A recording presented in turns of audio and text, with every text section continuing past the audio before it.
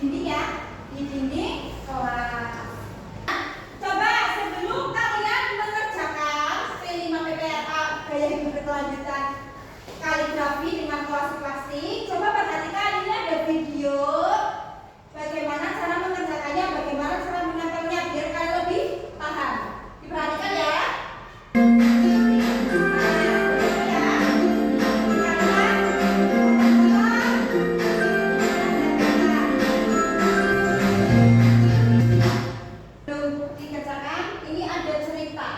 Cerita tentang sampah ya, tentang manfaat sampah. Coba diperhatikan dulu.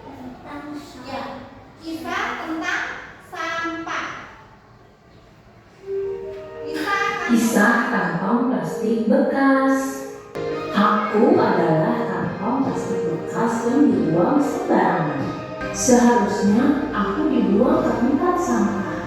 Sampah organik adalah sampah yang bisa didaur ulang, kemudian dijadikan barang baru seperti ember dan ornamen. Sedangkan sampah organik adalah sampah yang nantinya lebur dengan tanah dan bisa dijadikan pupuk alami. Kini aku sudah menjadi pot bunga. Jangan lupa buang sampah ke tempatnya ya teman-teman. Tadi kan kalian sudah melihat bagaimana nanti kita akan mengerjakan kolase kaligrafi dengan plastik. Dan kita juga tadi sudah melihat kisah tentang plastik. Coba dari kisah tadi ada 2 jenis sampah. Apa saja? Sampah organik dan non-organik. Di sini ada lembar kerja kelompok membuat kolase kaligrafi. Oke, sekarang dikerjakan berkelompok.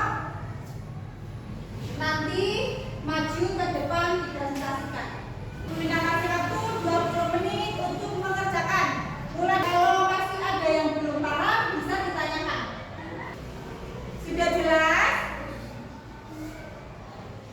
Itu lembar kerjanya dibaca, bagaimana petunjuknya.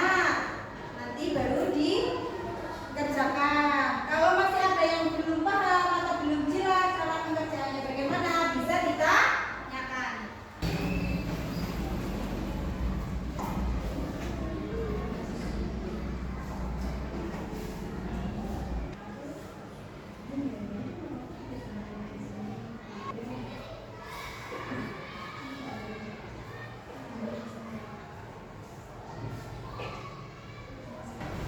Ya, sudah semua? Ya, kelompok 1 presentasikan hasil diskusi karya kalian cepat. Ayo. Assalamualaikum warahmatullahi wabarakatuh. Waalaikumsalam warahmatullahi wabarakatuh. Perkenalkan kami dari kelompok 2. 1 akan mensukseskan karya saya kolase kaligrafi dengan plastik. Coba dijelaskan kalian tadi alat bahannya apa saja, terus pengerjaannya bagaimana. Alatnya apa tadi sendiri?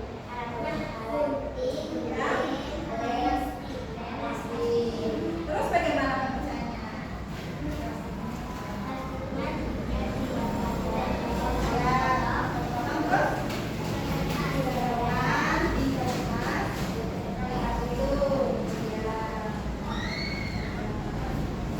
Bagaimana teman-teman? Sudah baik atau belum? Hasilnya sudah baik atau belum? Sudah baik? Ya. Kasih W O W. Wah, keren. Masya Allah. Ya, tepuk tangan buat kelompok 1. Assalamualaikum warahmatullahi wabarakatuh. Waalaikumsalam warahmatullahi wabarakatuh.